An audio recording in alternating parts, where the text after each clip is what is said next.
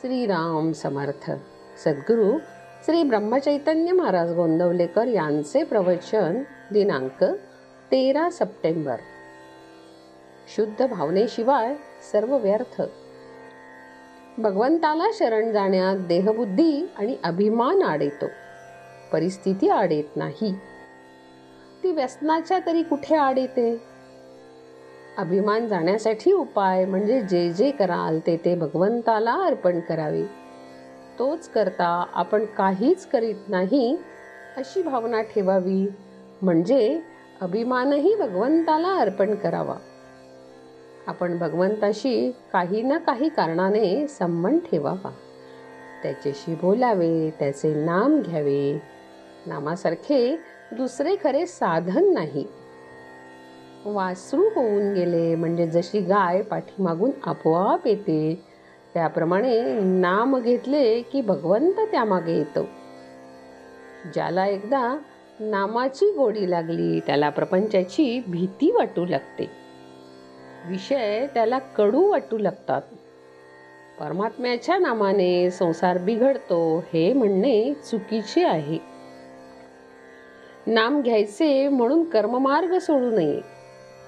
नामाची गोडी ज्याला आली त्याचीच कर्मे सुटतात.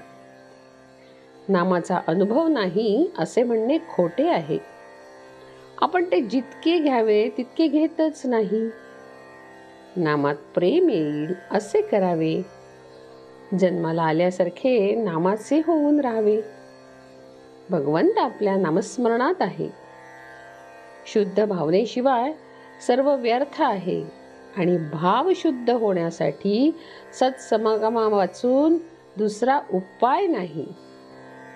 एकदा त्याचे होऊन राहिले म्हणजे तोच सर्व उपाय काढतो.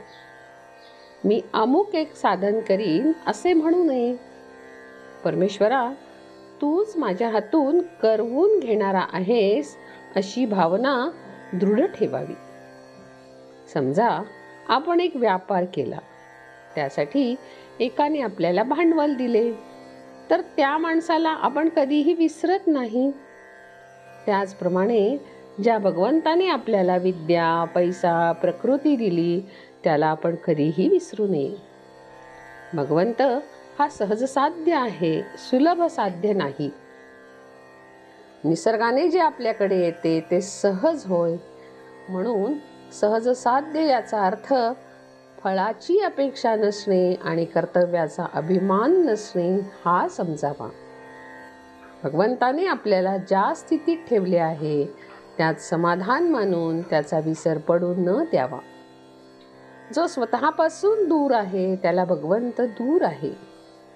जो बाह्य दृष्टीने पाहतो त्याला भगवंत दूर आहे. जो अंतरंग पाहतो त्याला तो जवळ आहे. आपण मनुष्य जन्माला आलो हीच आपण भगवंताचे होण्याची खूण आहे. भोग आणि दुःख यात वेळ न घालविता भगवंताकडे लक्ष दिले पाहिजे. या जन्मात सुविचाराने आणि सद्बुद्धीने भगवंत आपलासा करणे हेच आपले खरे कर्तव्य आहे. याकरिताच सतत त्याचे ध्यान करावे आणि मनातून आपले भगवंताशी नाते जोडून ठेवावे. यासारखा दुसरा सुलभ उपाय नाही. तुझ्या नामात मला गोडी दे हेच भगवंताजवळ मागावे. जानकी जीवन स्मरण. जय जय राम.